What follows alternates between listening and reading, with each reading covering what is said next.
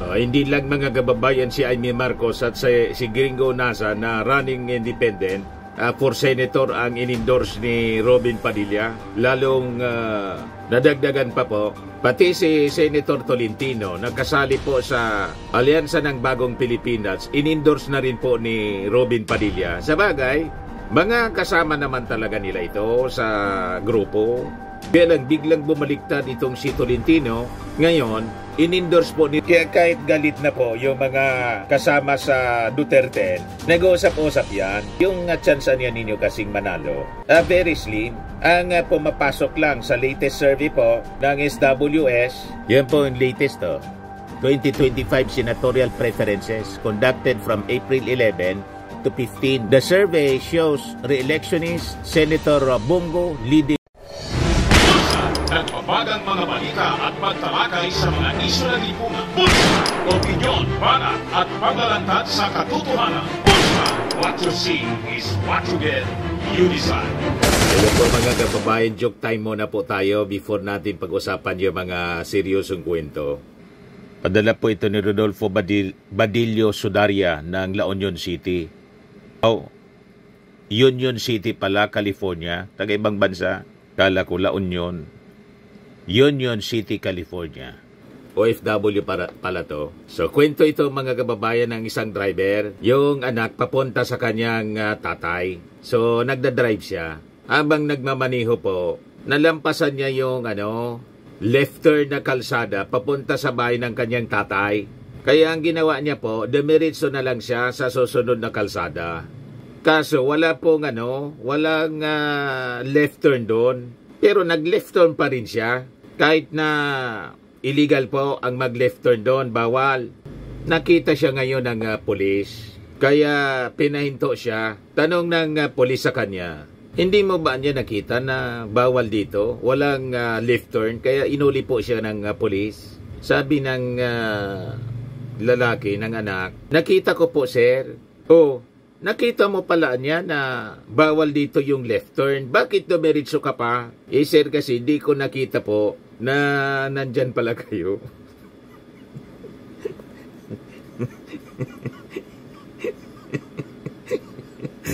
May nakabantay pala niya, sir, na pulis.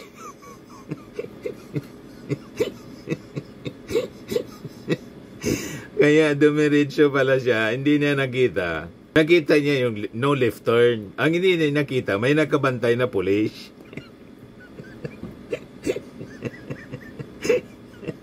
Ayun, nahuli po. Anyway, joke man lang po. Huwag gagawin po sa tunay na buhay. Siguradong huli po kayo. Matik na po, 200 pesos. Message na lang po ng inyong GCash number. Kasali ka na rin sa ating monthly draw. Pag nabunot yung pangalan mo, ang cash price natin, 5,000 pesos. Pag hindi ka nabunot, kasali ka pa rin, qualified ka pa rin sa grand draw natin sa December, 10,000 pesos yung cash price. Ito na. Ayos. Dito na tayo mga kababayan sa ating topic. Hindi lang mga kababayan si Amy Marcos at si Gringo Nasa na running independent for senator ang in-endorse ni Robin Padilla. Lalong nadagdagan pa po, pati si Senator Tolentino nagkasali po sa Alyansa ng Bagong Pilipinas, in-endorse na rin po ni Robin Padilla. Sa bagay, mga kasama naman talaga nila ito sa grupo.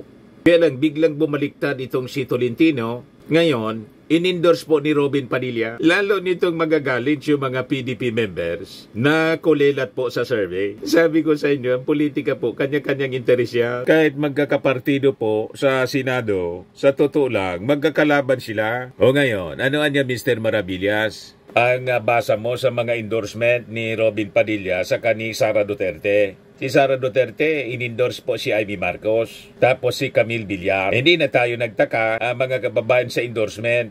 Pati ni Robin Padilla. Ito yung mga strategy, mga kababayan, na divide and conquer. Ang objective po, kasi dati naman silang magkakaalyado. Ang objective nila, mga kababayan, is to say Sara Duterte. Kaya ini-invade mga kababayan ng PDP laban President mismo. Guradong under instruction ito, mga kababayan, galing kay nung pumunta si Robin Padilla doon sa Dahig. Party ito siguro sa ibinulong sa kanya ni Digong. Kailangan na niya mabawi natin yung mga dating kaalyado natin na umalis sa atin tulad ni Tolentino. Di ba? So ito na ngayon ang ginagawa kasi nakasalang po sa Senado ang impeachment trial laban kay Sara Duterte. Kailangan nila ng numbers para po ma-acquit si Sara. Ganon ang klarado mga kababayan na motibo nito. Kaya pati si Amy Marcos na pinariringgan mga kababayan noon ni Sara Duterte na mangga, pinatulan na rin po.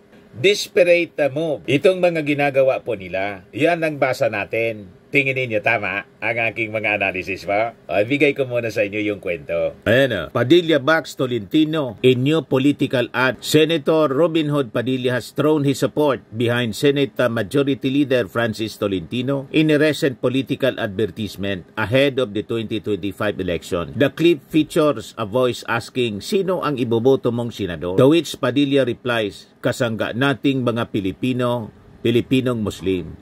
Padilla and Tolentino then jointly declare, Tolentino to. Kaya kahit galit na po yung mga kasama sa Duterte, nag-uusap-usap yan. Yung chance niya ninyo kasing manalo, very slim. Ang pumapasok lang sa latest survey po ng SWS, yan po yung latest 2025 senatorial preferences conducted from April 11 to 15. The survey shows re-electionist Senator Bongo leading with 45% of the vote share. Yan Sunod si Erwin Tulfo. So tinalo na po si Erwin. Lito Lapid number 3, 4 to 5 Soto, Tito Sen with Cayetano Pia. Number 6 si De La Rosa Bato, 7 Bong Revilla, 7 to 8 din si Ben Tulfo. Number 9 si Abi Binay. Number 10, si Camille Villar. Number 11, si Ping Lacson. Number 12, si Manny Pacquiao. Wala na si Amy Marcos. Yan Ang sumunod, si Willie Revillame, independent. Si Amy Marcos, 12 to 14 siya. Pero nasingita na siya ng isa, si Willie Revillame, kasi may mga patas-patas dito po. Kung number 12 si Manny Pacquiao, 13, 14 na si number 14 na si Amy Marcos. Si Bam Aquino, then si Kiko Pangilinan, then si Ipe, tapos si Abalos, 16 to 17, mga kababayan. Si Tolentino, talo si Tolentino ni Gringo Marcoleta. Malayo na si Tolentino, nasa 19 to 20, mga kababayan. Kaya nagpa-endorse na kay Robin Padilla kasi iniisip ni Tolentino, lahat man pong politiko, politics is addition po. Unang-una dati niyang mga kasama at hindi nga dating mga kasama pa rin. Kahit sumama sa alyansa ng Bagong Pilipinas, kasama pa rin. Makikita ninyo yung killing po during the investigation sa Senado. Una doon kay Digong at sa posisyon mga kababayan ng pagka-aresto ni Digong. And they're working overtime mga kababayan. Ang kampo ni Sara at ni Digong, malinaw po yung instruction ni Digong. Ang pakiusap niya sa mga mamamayang Pilipino, iboto daw yung Duterte para sa kanyang anak, hindi man po para sa bansa, kundi para sa kanyang anak, para maligtas po sa impeachment. Payag kayo? Ngayon, yung Duterte, si Bongo, si Bato, ang pasok mga kababayan sa Magic 12. Kaya kailangan po, wasakin nila yung alyansa ng Bagong Pilipinas. Kaya pati si Tolentino, in-endorse na nila. Si Amy Marcos nakapag-desisyon na po at tinanggal na rin po sa alyansa. 11 na lang po yung alyansa. O ngayon, lumalabas sa endorsement ni Robin Padilla at ni Amy Marcos, it's Duterte plus Camille Villar and Amy Marcos. And this time, nadagdagan pa, mga kababayan, Tolentino. Sinama na nila. Ibali 13 na sila. Kung 13, ibig sabihin, okay lang sa kanilang ilaglag pa ang isa. Sa Duterte, ang importante, may kakampi mga kababayan sa pagligtas kay Sara Duterte. Nagets na ninyo ang agenda? Yan po ang klaradong mensahe nitong sunod-sunod na pag-endorse ng hindi man kapartido sa Duterte ni Sara Duterte at saka ni Robin Padilla. So ano niya, Mr. Maravillas, ang dapat gawin? para siguradong makonvict si Sara Duterte. Iwan ko kung sa ngayon kayo, lalo na yung mga Marcos supporters, na imbes iboto natin ito mga inclined to acquit Sara Duterte sa impeachment trial, di iboto natin po yung mga dilawan na may malaking chance, mga kababayan, na manalo. Sino-sino ito? Si Bam Aquino, tapos si Kiko Pangilinan. Yun ang ipalit natin. Tapos yung iba pa, pumapasok po, malapit sa Magic 12, si Bam Aquino, tapos si Pangilinan. Tumaya na tayo sa iba pang mga pangalan. Tama po? Naglalaro sila eh. Hindi maglaro din tayo. Wala man nga po silang paki. Kung wala silang paki sa atin, di wala man tayong paki sa kanila. Tabla-tabla na po. So yun ang naisip ko lang po na strategy para siguradong makukonvict po ang posit. Kasi pag ibinoto natin si Tolentino, si Camille Villar, si Amy Marcos, alam na natin na dati ito barkada ni Sara Duterte. At si Sara Duterte nag-endorse. Alangan man after na manalo sila, nakasama sa Magic 12, iko-convict nila si Sara. Di ba hindi? Hindi nila yon gagawin. Magtatanaw ng utang na loob. Very fresh pa po ang eleksyon. At sila yung uupo, mga kababayan,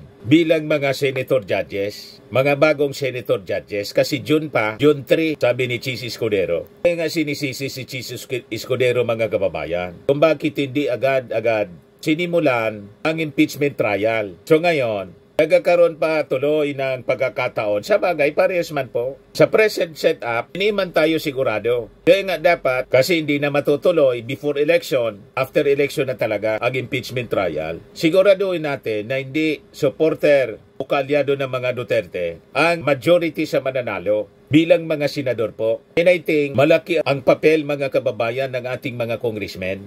Kasi sabi nga natin, ang mga congressmen na nag-impeach po kay Sara Duterte, 250 ng pumirma, nadagdagan pa, 245 yata. So super majority ng members ng Congress, panindigan na po ninyo. Kailangan gapagin na ninyo sa baba mismo sa grassroots. Siguraduhin ninyo ng mga kalyado ng mga Duterte hindi mananalo sa mga barangay. Hawak ninyo yung mga barangay. So you have the power. Diinan ninyo ang mga barangay na siguraduhin hindi mananalo itong mga kakampi ng kadiliman. Dito tayo sa Team Liwanag, never na iboboto yung Team Kadiliman plus yung mga kasali sa Team Liwanag na dumidilim na rin po. Kasi pinapakita ngayon nila ang kanilang totoong kulay. Kumampi, inendorse na nga po ng Team Kadiliman. Yung isa, si Amy Marcos, na kapatid mismo ng ating Pangulo, tumalo na po ng diretso. Mas pinili yung dilim kaysa sa liwanag. Pero buti naman na si Amy Marcos pang 14.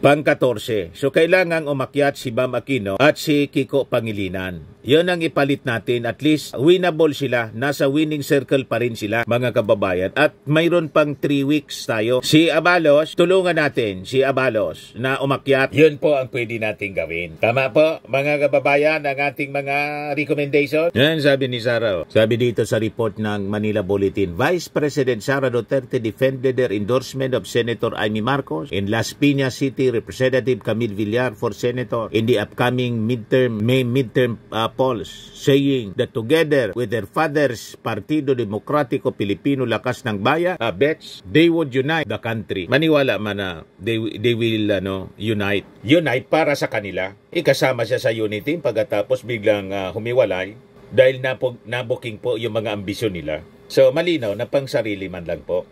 Unity para sa kanila, but never unity na hindi pabor sa kanila po. Yun ang malinaw na sinusulong po ni Sara Duterte para maligtas siya sa pananagutan po sa impeachment trial. Malusutan niya po, hindi siya makonvict. Habang na-impeach siya ng Congress, hindi siya makonvict para may pagkakataon pa siya, mga kababayan, na lumaban sa 2028 presidential election. Yun ang malinaw na ambisyon po ni Sara Duterte. At saka, yung accountability niya sa confidential funds na alam na ninyo kung ano nangyari. Kaya tama itong sinabi ni Congressman Adjong. It is not surprising niya that she changed her tune on endorsing candidates. Given the context of the upcoming Senate trial, one can personally infer that she's now building bridges where she once kept her distance. So sabi po ni Adjong, while acknowledging Duterte's right to make political decisions, Adjong stressed that the shift from neutrality to active endorsement cannot be separated from its timing and implications.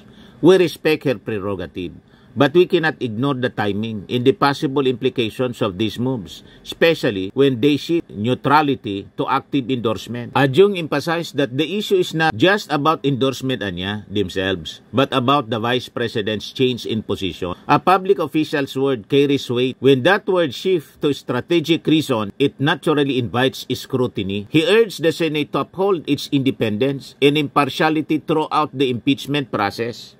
The credibility of our democratic institution, sabi po ni Adjong, is on the line. The Senate must show that it can rise above political tides and deliver a verdict grounded in truth and constitutional duty. The impeachment trial niya now rests with the Senate.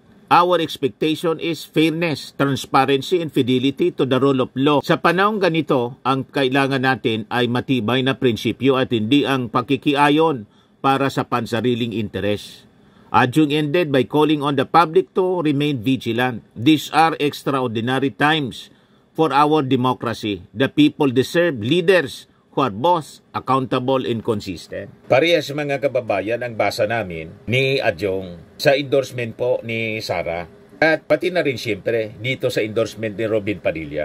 Talagang ang objective nila, iligtas si Sara na hindi po makonvict sa Senado. Kaya nga po, kasi naglalaro sila, maglaro na rin po tayo. Sa parte ng Congress, para hindi sila mapahiya sa kanilang posisyon, kailangan diinan nila ang mga barangay all throughout the country. 245 congressmen. Kung bawat isa, ikakampanya ang mga senador na for conviction, malamang hindi mangyari, makapangyari mga kababayan ang kanilang plano na ipanalo ang mga kakampi nila para i-acquit si Sara. So nasa sa inyo yan mga congressmen. You have the power because you have great influence sa mga barangay. Direkta kayong may influence sa mga barangay kaysa sa mga senador. Di ba? Mga kandidato sa pagkasenador. Pag pinabayaan ninyo, matatalo. Malamang yung mga kaalyado ni Sara, ni Digong, ay siyang ang manalo. I-kampanya na lang po ninyo. Huwag na yung alyansa. Lahat ng alyansa. Pili na lang kayo ng outside of the alyansa. Basta, ang posisyon po ay i-convict si Sara para hindi kayo mapahiya. Di ba? At ang sigurado po, yung mga within the winning circle po, malapit sa Magic 12, na mga dilawan, na sigurado i-convict si Sara kasi galit sa mga Duterte ang mga dilawan. Tama po yung ating mga analysis? So ganun din mga kababayan yung analysis ni La Union Congressman Paulo Ortega. Hindi na nakakagulat na nagbago ang posisyon ng ating Vice Presidente pagdating sa pag-endorso ng mga kandidato sa Senado. It's clear that endorsement at this point are no longer just about principles or platforms. They are about alliances, about survival. Nasa mga senador na ang bulaan niya. Our role in the House is done. Now it's time for the Senate to deliberate with fairness, dignity, and independence. Wala po, sa ugali pa lang po ni Amy Marcos, wala kang makikita doon na fairness and independence.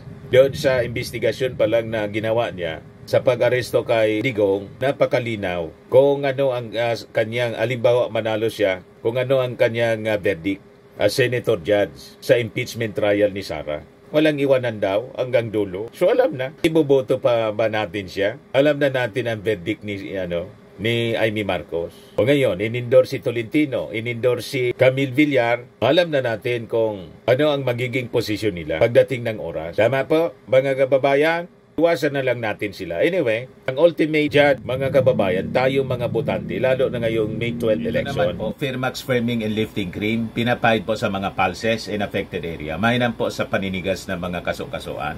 Ito naman po, Automax Radiant Serum. Sa mukha naman yung application, anti-aging po siya. You will look 10 years younger than your age. Sa mga cancer patients naman po, baka lang gusto ninyo itong itry. Neng siya Red Mix Fruit Drink. Hindi mo po siya gamot, food supplement siya. Kaya lang, gawa siya mga kababayan sa goji berry. Yung goji berry, may anti-cancer properties. O ngayon, yung mga inquiries ninyo, dumiritso na lang kayo sa aming messenger sa Facebook para masagot namin agad. Ayos pa? Ayos na ayos niya, Mr. Maravilla. At sa mga naghanap po ng malinis and spacious fitness gym, pumunta lang po kayo sa aming Colossal Fitness Gym. May Grab ka rental din po kami. Ito naman po yung bago naming product na binibenta online. Eye Glow Serum, whitening po siya. Tingnan ninyo yung epekto sa aking anak na architect before and now. Yung mga inquiries po ninyo, dumiretso na lang kayo sa kanyang Facebook account, Riz Maravillas.